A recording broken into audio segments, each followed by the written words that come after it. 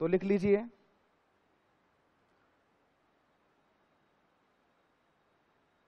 लेखांकन की प्रकृति, कला एवं विज्ञान दोनों। विज्ञान के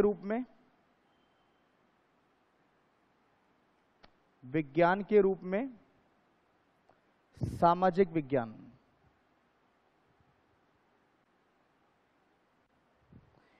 एक पॉइंट और लिख लीजिएगा, लेखांकन को व्यापार की भाषा भी कहते हैं। ये दो डायरेक्ट बनने वाले क्वेश्चन है जिनमें कोई मीन मेक नहीं है, कुछ और नहीं है। पूछ लेता है लेखांकन की प्रकृति बताएं, तो जवाब कहेंगे कला एवं विज्ञान दोनों। विज्ञान के रूप में कौन सा विज्ञान है, तो जवाब देंगे सामाजिक विज्ञान है। पूछ लिया जाए कि व्यापार की भाषा के रूप में किसको जाना जाता है, व्यापार की भाषा के रूप में, लैंग्वेज ऑफ बिजनेस, व्यापार की भाषा के रूप में किसको जाना जाता है, तो जवाब देंगे लेखांकन। ठीक है। सेकंड पॉइंट लिखिए, लेखांकन प्रक्रिया, अकाउंटिंग प्रोसेस। अभी मैं इसको थियोरेटिकली डिफरेंस डिस्कस कर रहा हूं, फिर प्रैक्टिकल पे आऊंगा। प्रैक्टिकल पॉइंट नंबर 2 पे है, लेखांकन प्रक्रिया, अकाउंटिंग प्रोसेस। समझते हैं आप अकाउंटिंग प्रोसेस किसे कहेंगे, अकाउंटिंग प्रोसेस किसे कहेंगे? कभी चपाती बनाई है आप लोगों ने? कितने लोग ने बनाई है? अच्छा, नहाते तो सभी हैं। प्रोसेस होता है, स्टेप्स होती हैं। चलिए मान लीजिए हम चपाती बनाने का काम कर रहे हैं। अब अगर हम चपाती बनाएंगे तो चपाती बनाने का एक सिस्टम है। क्या सिस्टम है? सबसे पहले आप आटा निकालेंगे, उसमें पानी डालेंगे, नमक डालेंगे, फिर उसको गूंथेंगे, फिर आप उससे रोटी बेलेंगे, फिर आप उसको तवे पे डालेंगे, फिर वो सिकेगी, उसके बाद में आप घी लगाएंगे और खाएंगे। बताइए, चपाती फट से बन गई कि उसमें कई छोटी छोटी स्टेप्स हैं? अब जब उन सभी स्टेप्स को आपने पार किया तब चपाती बन के तैयार हुई। उन स्टेप्स को इंडिविजुअली क्या बोलते हैं? एक्शन। क्या बोलते हैं? एक्शन या एक्टिविटी। जब कई सारी एक्टिविटीज को आपने एक बाय एक सिस्टम से आगे करते रहे तो काम पूरा हुआ। कई सारी एक्टिविटीज को मिलाकर के जब किसी काम को पूरा किया जाए तो उसे क्या कहते हैं? प्रोसेस। क्या कहते हैं? प्रोसेस। कई छोटी छोटी एक्टिविटीज को मिलाकर के जब किसी काम को पूरा करें तो उसे क्या कहेंगे? प्रोसेस। उसी तरीके से किसी ऑर्गेनाइजेशन के रिकॉर्ड मेंटेन करने का भी एक प्रोसेस, एक सिस्टम है जिसमें हम कई छोटी छोटी स्टेप्स को शामिल करते हैं। अकाउंटिंग प्रोसेस का अर्थ एक ऐसी प्रक्रिया या एक ऐसी प्रोसेस जिसके अंतर्गत किसी ऑर्गेनाइजेशन के रिकॉर्ड को प्रॉपरली मेंटेन करने पर विचार किया जाता है। ये एक ऐसा काम है जो सिस्टमैटिकली किसी भी ऑर्गेनाइजेशन के रिकॉर्ड को बनाने में हमारी मदद करता है। एग्जाम में पूछा जाता है कि इसमें कौन कौन से स्टेप्स शामिल हैं, इसमें कौन कौन से कामों को शामिल किया जाता है। इस लेखांकन प्रक्रिया में जो सबसे पहला काम होता है वो है किसी भी लेन देन को पहचानना। नंबर 1 पहचानना या आइडेंटिफाई करना। नंबर 2 पे आता है उसका अभिलेखन। नंबर 3 पे आता है उसका वर्गीकरण। फिर आता है उसका संक्षिप्तीकरण।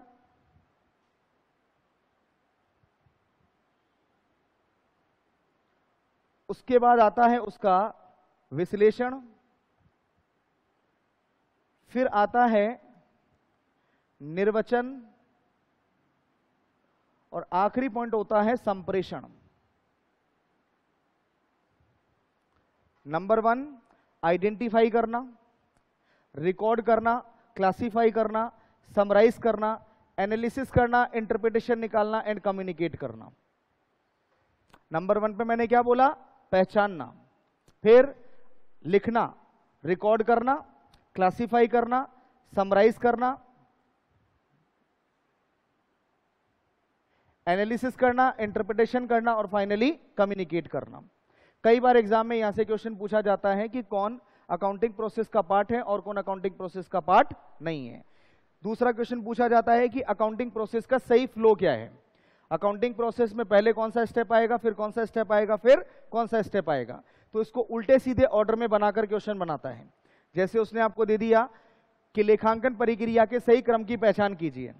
हो सकता है इसको दे दे फर्स्ट, इसको दे दे सेकंड और इसको दे दे थर्ड, या हो सकता है इसको दे दे सेकंड, इसको दे दे फर्स्ट और इसको दे दे थर्ड, या हो सकता है इसको दे दे थर्ड, इसको दे दे फर्स्ट और इसको दे दे सेकंड।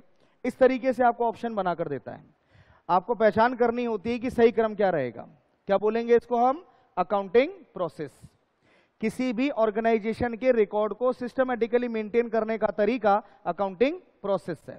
इस प्रोसेस में कई छोटी छोटी एक्टिविटीज को शामिल किया जाता है। पहली एक्टिविटी क्या बोलेंगे? आइडेंटिफाई करना। सेकेंड एक्टिविटी को क्या बोलेंगे? रिकॉर्ड करना। थर्ड एक्टिविटी को क्या बोलेंगे? क्लासिफिकेशन। फोर्थ एक्टिविटी को क्या बोलेंगे? समराइजिंग। फिफ्थ एक्टिविटी को क्या बोलेंगे? एनालिसिस। नेक्स्ट है इंटरप्रिटेशन एंड फाइनली क्या है? कम्युनिकेट करना। पहले नंबर पे बोलो क्या है? आइडेंटिफाई करना। सेकंड नंबर पे बोलो रिकॉर्ड करना। थर्ड नंबर पे बोलो क्लासिफाई करना। फोर्थ नंबर पे बोलो समराइज करना। फिफ्थ नंबर पे बोलो एनालिसिस करना। सिक्स्थ नंबर पे बोलो इंटरप्रिटेशन निकालना और फाइनली बोलो कम्युनिकेट करना। अब सबको मेरे साथ रिपीट करना है, मैं बोलूंगा फिर आपको रिपीट करना है। आइडेंटिफाई करना, recording, classification, summarising, analysis, interpretation, communication. Repeat करेंगे आप लोग। आइडेंटिफाई करना, रिकॉर्ड करना, classification, summarising, interpretation, communication, analysis, interpretation और कम्युनिकेशन। हिंदी में भी एक बार बोल लो। पहचानना, अभिलेखन, वर्गीकरण, संक्षिप्तीकरण, विश्लेषण, निर्वचन और संप्रेषण। बात ठीक है? कई बार इसके ऑर्डर को ही लेकर क्वेश्चन पुट किए जाते हैं। ठीक है? अब अगर हम इस पूरी प्रोसेस को डिवाइड करें और इसका मीनिंग अंडरस्टैंड करें, देखिए ये जितना क्रम आपने लिखा है ये पूरा क्रम दो हिस्सों में बटा हुआ है। पहले हिस्से को बोला जाता है बुक कीपिंग और सेकंड पार्ट को बोलते हैं अकाउंटिंग। फर्स्ट पार्ट को क्या बोलेंगे? Book keeping. फर्स्ट पार्ट को क्या बोलेंगे? Book keeping. बुक कीपिंग को हिंदी में क्या बोलते हैं? पुस्तपालन। और सेकंड पार्ट क्या कहलाएगा? लेखांकन। ठीक है? पुस्तपालन कहां से कहां तक? पहचानने से लेकर वर्गीकरण तक। लेखांकन की शुरुआत कहां से? संक्षिप्तीकरण से और एंड कहां पर? संप्रेषण। यह भी एग्जाम में क्वेश्चन बनता है कि पुस्तपालन में किस किस को शामिल करते हैं और लेखांकन के अंतर्गत कौन आता है। पुस्तपालन में किस किस को शामिल कर रहे हैं? वर्गीकरण तक। लेखांकन में कौन आ रहा है? संक्षिप्तीकरण से लेके संप्रेषण तक। बात समझ में आती है? पुस्तपालन का अर्थ क्या होता है? What is book keeping? किसी भी ऑर्गेनाइजेशन में डेली बेसिस पर जो ट्रांजैक्शंस होते हैं उनका रिकॉर्ड मेंटेन करना और बनने वाली किताबों को ढंग से रखना। किसी भी ऑर्गेनाइजेशन में डेली बेसिस पर जो भी ट्रांजैक्शंस होते हैं उनका प्रॉपर रिकॉर्ड मेंटेन करना और बनने वाले रिकॉर्ड को सिस्टमैटिकली रखना क्या कहलाता है? Book keeping. क्या कहलाता है? Book keeping. जबकि अकाउंटिंग या लेखांकन वर्ष के अंत में किए जाने वाला काम, वर्ष के अंत में किए जाने वाला काम, जिसके अंतर्गत किसी भी ऑर्गेनाइजेशन के रिकॉर्ड को फाइनली इकट्ठा करके ऑर्गेनाइजेशन की स्थिति के बारे में जाना जाता है। ये वाला काम पूरे साल चलने वाला, जबकि ये वाला काम साल के एंड में। ये वाला काम पूरे साल चलेगा और ये वाला काम साल के एंड में। इस काम को कौन करता है? संस्था के छोटे कर्मचारी। इसे कौन करता है? सीनियर। ये वाला काम कौन करेगा? जूनियर। ये वाला काम कौन करेगा? सीनियर। इसके लिए आपको अकाउंटिंग की बेसिक नॉलेज होनी चाहिए, जबकि इसके लिए आपके पास अकाउंटिंग की डेप्थ नॉलेज होनी चाहिए। ठीक है? पूछ लिया जाए रूटीन में कौन सा काम किया जाएगा? Book keeping. वर्ष के अंत में कौन सा काम किया जाएगा? अकाउंटिंग। एक बहुत इंपॉर्टेंट क्वेश्चन बनता है जिसमें पूछा जाता है कौन किस पे निर्भर है? कौन किस पे निर्भर है? पूछा जाता है संक्षिप्तीकरण से पहले कौन? और और संक्षिप्तीकरण के बाद कौन? वर्गीकरण से पहले कौन, वर्गीकरण के बाद कौन? बात समझ में आती है? एक और क्वेश्चन बनता है थ्योरी में, लैंग्वेज आती है कि आपको पहचाना स्टेटमेंट सही है कि गलत है। स्टेटमेंट होगा पुस्तपालन और लेखांकन का आपस में कोई संबंध नहीं है। दूसरा स्टेटमेंट होगा पुस्तपालन के बाद लेखांकन किया जाता है। तीसरा स्टेटमेंट होगा लेखांकन के बाद पुस्तपालन की शुरुआत होती है। और चौथा पॉइंट आता है कि बिल्कुल इंडिपेंडेंट है। किसे चूज करेंगे आप? पुस्तपालन के बाद कौन होता है? लेखांकन। इसलिए लेखांकन की निर्भरता किस पर है? पुस्तपालन पर। पुस्तपालन की समाप्ति पर ही लेखांकन का कार्य शुरू होगा। लेखांकन करने के लिए पुस्तपालन का किया जाना अनिवार्य है। ध्यान रहे, किसी भी ऑर्गेनाइजेशन का रिकॉर्ड कंप्लीट कब होगा? जब पुस्तपालन और लेखांकन का कार्य पूर्ण किया जाएगा। केवल पुस्तपालन कर लेने से आपका उद्देश्य पूरा नहीं होगा, केवल लेखांकन कर लेने से आपका उद्देश्य पूरा नहीं होगा। लेखांकन को पूर्ण कब किया जाता है? अकाउंटिंग कब कंप्लीट होती है? जब इन दोनों कामों को पूरी तरह से कंप्लीट किया जाए। इनके आपस में संबंध को पूछा जाता है तो हम इस तरीके से कहते हैं, इनके आपस का संबंध कैसा? इस गोले में, इस डायग्राम में जो सबसे छोटा गोला है इसको क्या कहेंगे? पुस्तपालन। इससे अपर पार्ट को क्या कहेंगे? लेखांकन। और इन दोनों को जो अपने में समेटे हुए हैं इसे क्या कहेंगे? लेखा शास्त्र। क्या कहेंगे? लेखा शास्त्र। तो ये भी एक संबंध पूछ लिया जाता है। पुस्तपालन के बाद कौन है? लेखांकन। और लेखांकन के बाद कौन है? लेखा शास्त्र। लेखा शास्त्र को अंग्रेजी में कहते हैं accountancy. What is accountancy? What is accountancy? किसी भी ऑर्गेनाइजेशन में बुक कीपिंग और अकाउंटिंग का काम किस तरीके से किया जाएगा? किसी भी ऑर्गेनाइजेशन में बुक कीपिंग और अकाउंटिंग का काम किस तरीके से किया जाएगा, उसके रूल्स एंड रेगुलेशंस को हम अकाउंटेंसी कहते हैं। अकाउंटेंसी एक सब्जेक्ट है जो हमें बताता है कि हम बुक कीपिंग और अकाउंटिंग का काम किस तरीके से पूरा कर सकते हैं। अकाउंटेंसी क्या है? एक सब्जेक्ट है जो हमें टीच करता है rules and regulations regarding what? Book keeping and accounting. किसी भी संस्था में बुक कीपिंग का काम, लेखांकन का काम किस तरीके से पूर्ण किया जाए, उसके संबंध में जो भी नियम, जो भी शर्तें, जो भी कानून बने हुए हैं, उन सभी विचारों को हमने क्या बोला? लेखा शास्त्र या अकाउंटेंसी। इन तीनों के आपस के संबंध को बोला जाए तो आप कहेंगे अकाउंटेंसी दोनों को कवर करती है। अकाउंटिंग बुक कीपिंग को कवर करता है। बुक कीपिंग के बाद कौन होता है? अकाउंटिंग। और अकाउंटिंग के ऊपर कौन बैठा है? अकाउंटेंसी। क्या ये बात आपको समझ में आती है? ऊपर वाली बात समझ में आती है क्या? वो सब मैं बताऊंगा, अभी इनको डिस्कस करेंगे अपन। मैंने अभी सिर्फ फ्लो बताया है आपको, इसे नोट कर लें।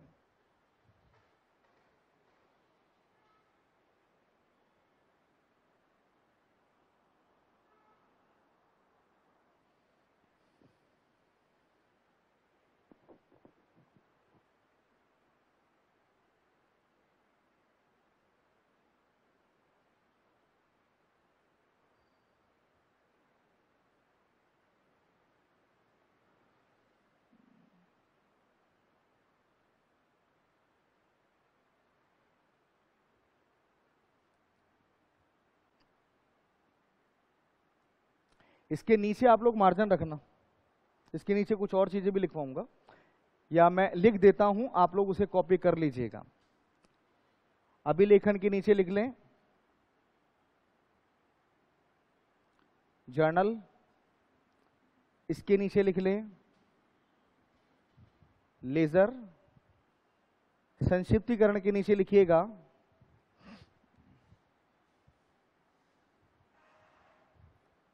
Trial balance and final account. ठीक है, इसको हिंदी में बोलते हैं रोज नामचा। यह है आपकी खाता बही। ये बनेगा तलपट एवं अंतिम खाते।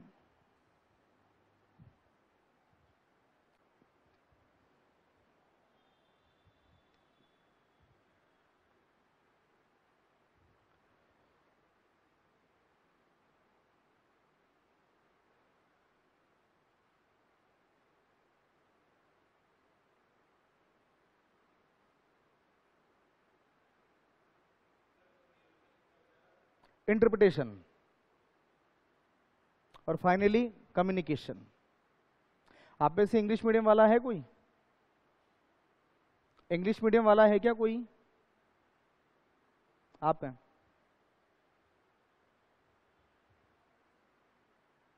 मैं लैंग्वेज को दोनों तरीके से रखूंगा वैसे, ताकि आपको टर्म समझ में आ जाए आराम से। कम्युनिकेशन तो हिंदी इंग्लिश कोई फर्क नहीं पड़ता, टर्म्स क्लियर होनी चाहिए।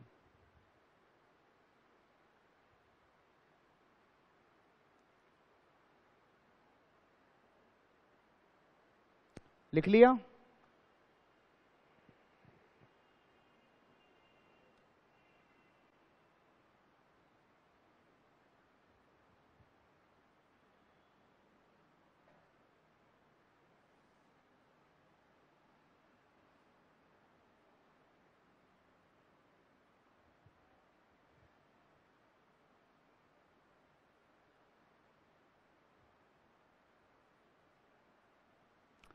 ये आपके एग्जाम के लिए एक सवाल।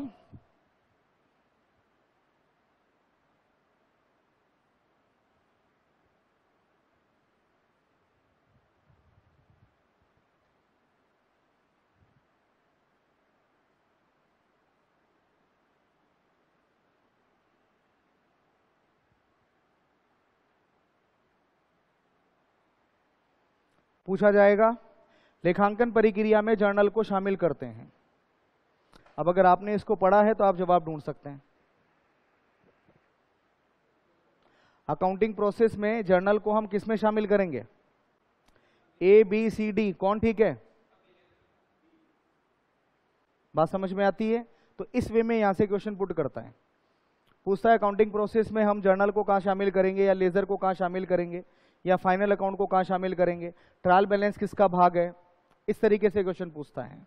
तो आप बस ध्यान रखें, जर्नल बनाने का काम अभिलेखन है, लेजर बनाने का काम वर्गीकरण है, ट्रायल बैलेंस बनाना और फाइनल अकाउंट तैयार करना इज द पार्ट ऑफ संक्षिप्तीकरण।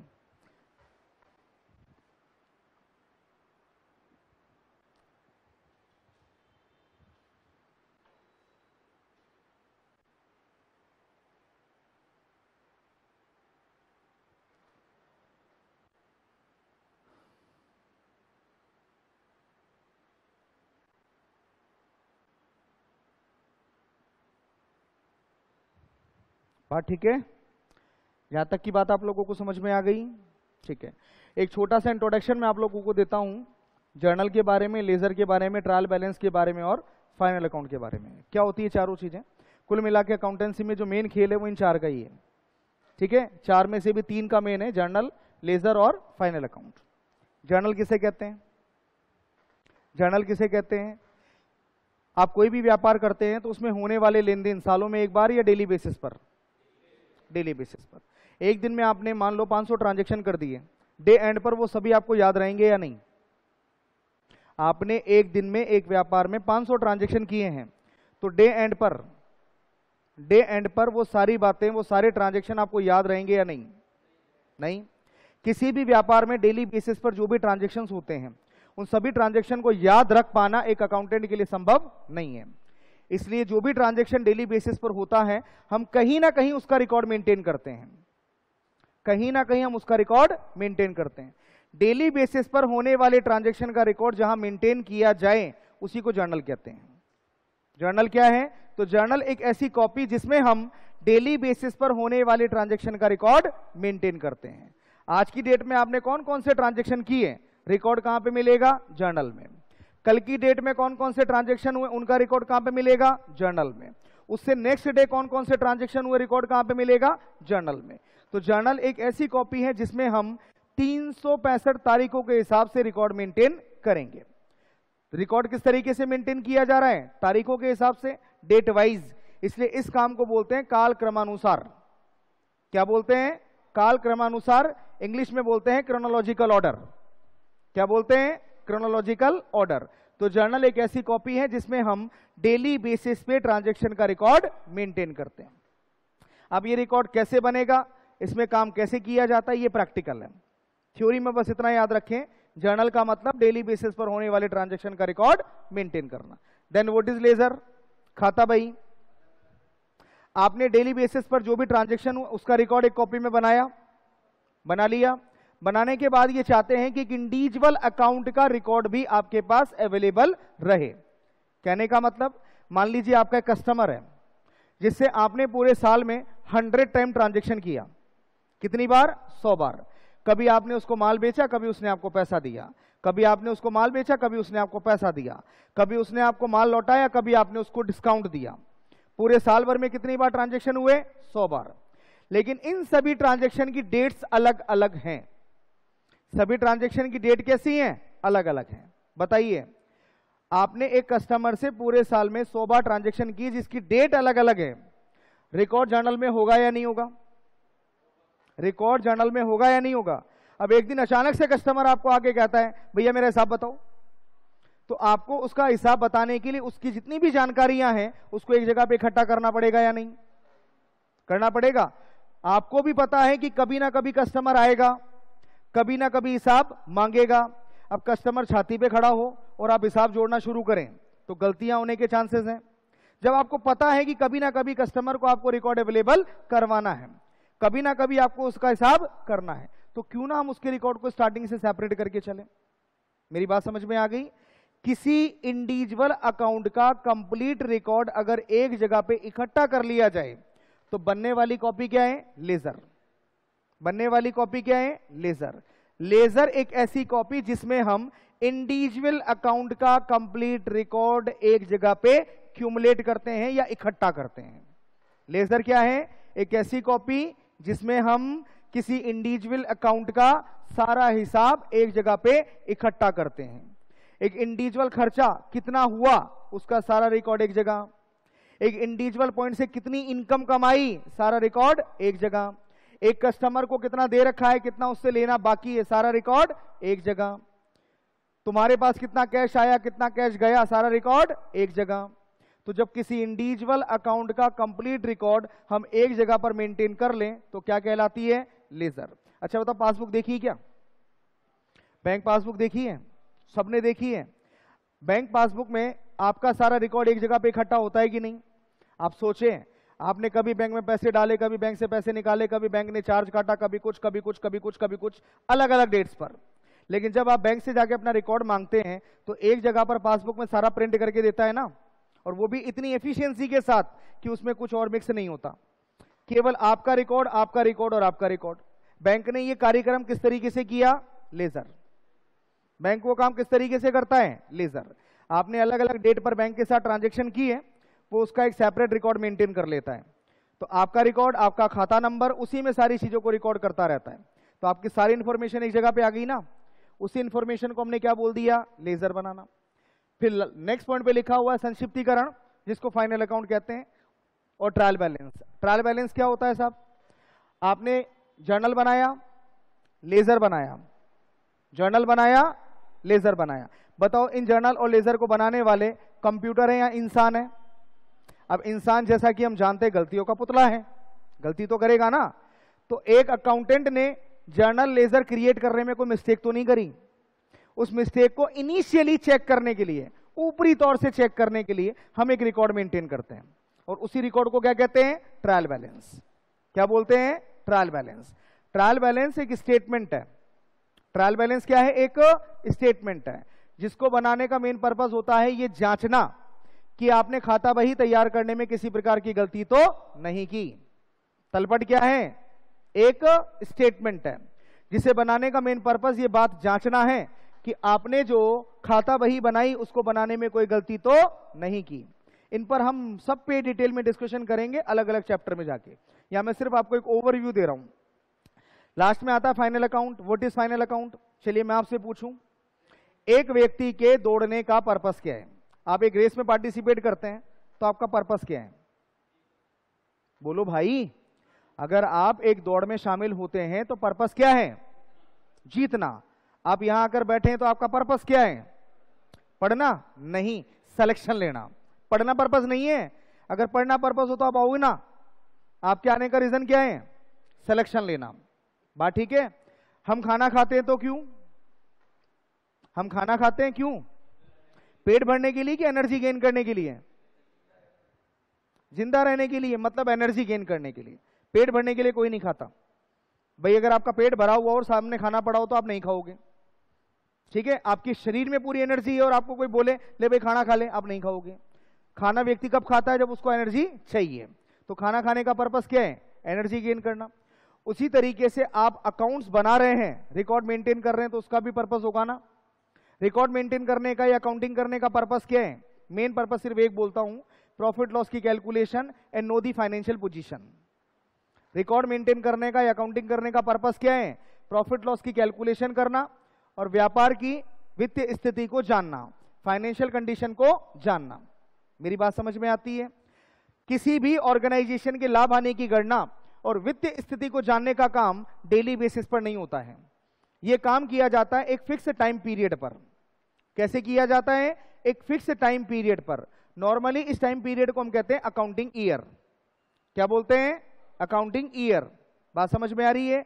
आपने पूरे साल में लेन देन किए, पैसे कमाए, खर्चे किए, असेट आई, लाइबिलिटी जनरेट हुई, काफी कुछ आपने किया।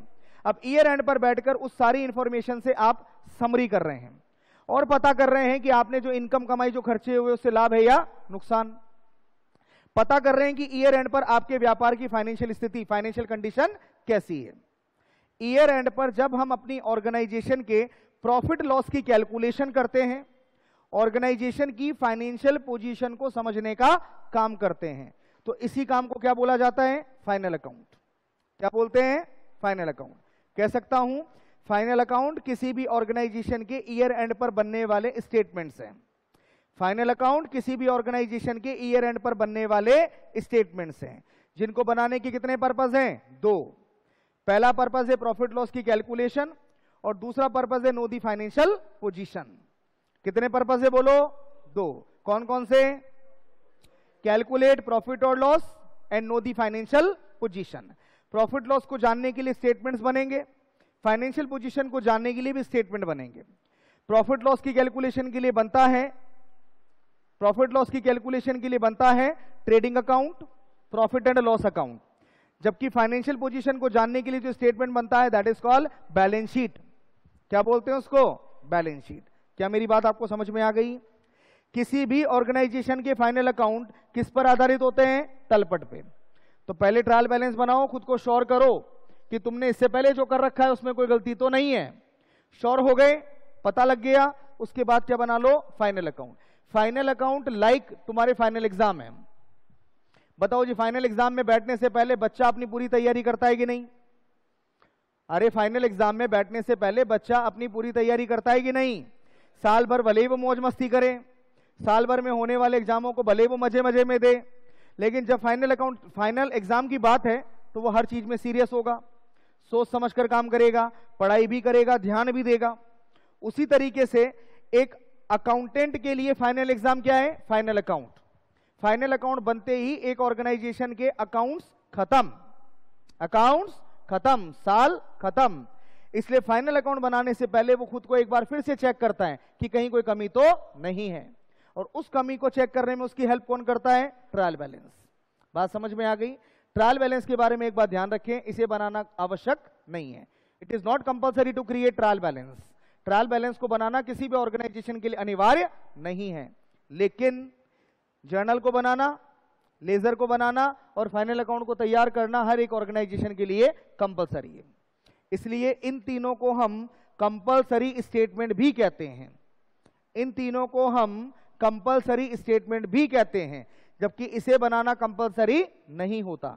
बनाओ तो ठीक, नहीं बनाओ तो ठीक। वर्तमान में या वास्तव में हर ऑर्गेनाइजेशन ऑलमोस्ट इसका निर्माण करती है, हर ऑर्गेनाइजेशन, क्योंकि हम इंसान हैं, गलती हमसे हो सकती है। तो आप अपने काम को पूरा करने से पहले, फाइनल अकाउंट बनाने से पहले एक बार खुद को अवश्य चेक करें।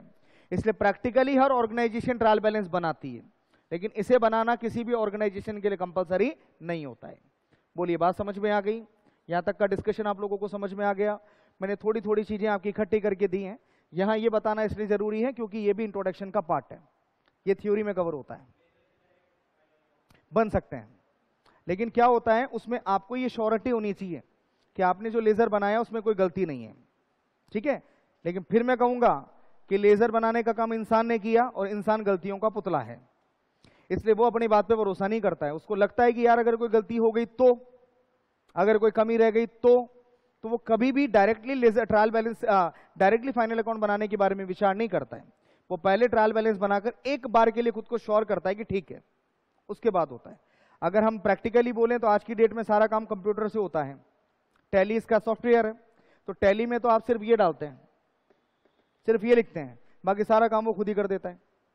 अब अगर टैली हो रहा है तो वो टैली आपको जर्नल एंट्री डालो, लेजर भी खुद ही क्रिएट कर देगा, ट्रायल बैलेंस भी खुद ही बना देगा और फाइनल अकाउंट भी खुद ही तैयार कर देगा। तो आपकी झंझट ही नहीं है। मैनुअल अकाउंटिंग में ये चीजें हुआ करती थी कि इसको बनाए कि नहीं बनाए। मैनुअल अकाउंटिंग जब होती थी तो सोचा करते थे, लेकिन मैनुअल अकाउंटिंग में भी अकाउंटेंट इसको इग्नोर करने की बात नहीं करता। समझ में आ गई बात? अच्छा, जो भी डिस्कशन अभी तक मैंने किया समझ में आया? पक्का? लैंग्वेज में कोई दिक्कत? हिंदी इंग्लिश ठीक है, दोनों मिक्स चलती है मेरी तरफ से। अगर यहां कोई दिक्कत हो तो बोले। Proper understanding? चलिए, तो आज के लिए इतना ही, बाकी की बात कल।